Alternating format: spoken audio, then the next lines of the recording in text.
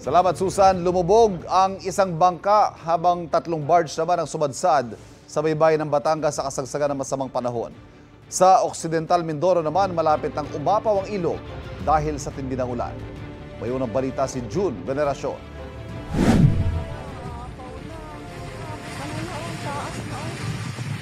Ramdam ang kaba ng isang motorista nang dumaan sa Pagbahan River sa Mamburao, Occidental Mindoro. Malapit na kasing umapaw ang tubig sa ilog at umabot sa tulay. Halos lamunin na rin ng baha ang ilang bahay at puno. Nagbistulang ilog na rin ang kalsadang yan sa Sitio Lagundian dahil sa pagbaha.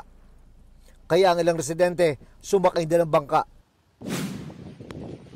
Kasunod naman ang paghampas ng malakas na alon, bumigay ang malaking bahagi ng seawall sa isang purok. Naglagay na muna ang mga otoridad ng toner bags para hindi direktang tumama ang alon sa mga bahay. Lubog din sa baha ang ilang bahagi ng bayan ng Sablayan, kaya nahirapang dumaan ng mga motorista. Halos malubog naman ang ilang pananim sa Abra de Ilog.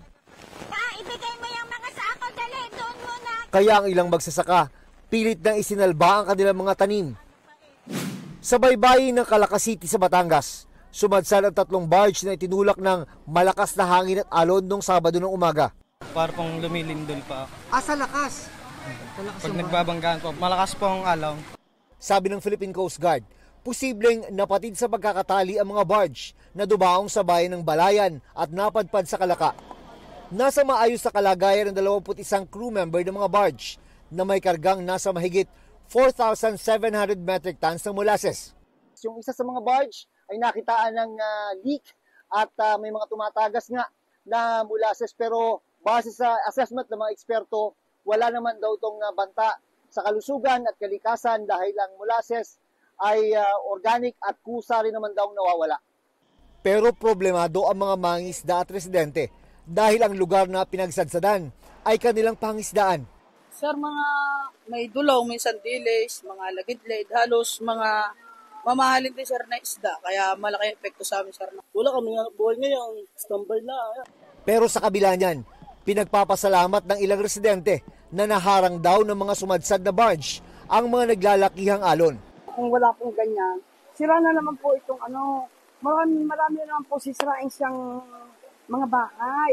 Isang bangkang pangisda naman ang lumubog sa dagat malapit sa bayan ng Lian. Nakaligtas ang lahat ng 11 sakay nito. Kwento ni Francis, pagkatapos lumubog ang kanilang bangka, 4 na oras silang tiniis ang matinding lamig at naglalakihang alon, sakay ng mga balsa hanggang makarating sa lupa. Naisip ko rin ako baka ito na yung huli. Oo, siyempre. Kasama na yung kabay. Kasi hindi namin pero pasalamat na lang kami talaga yung patpad namin. Patabi. Parang binalibag daw ng alon ang kanilang bangka hanggang sa ito ay lumubog. Pahinga muna siguro. First time mo ba na-experience to? Oh, first time. First time yung Milati. Ito ang unang balita. June Veneracion para sa GMA Integrated News. Kapuso, huwag magpapahuli sa latest news and updates. Mag-iuna ka sa balita at mag-subscribe sa YouTube channel ng GMA Integrated News.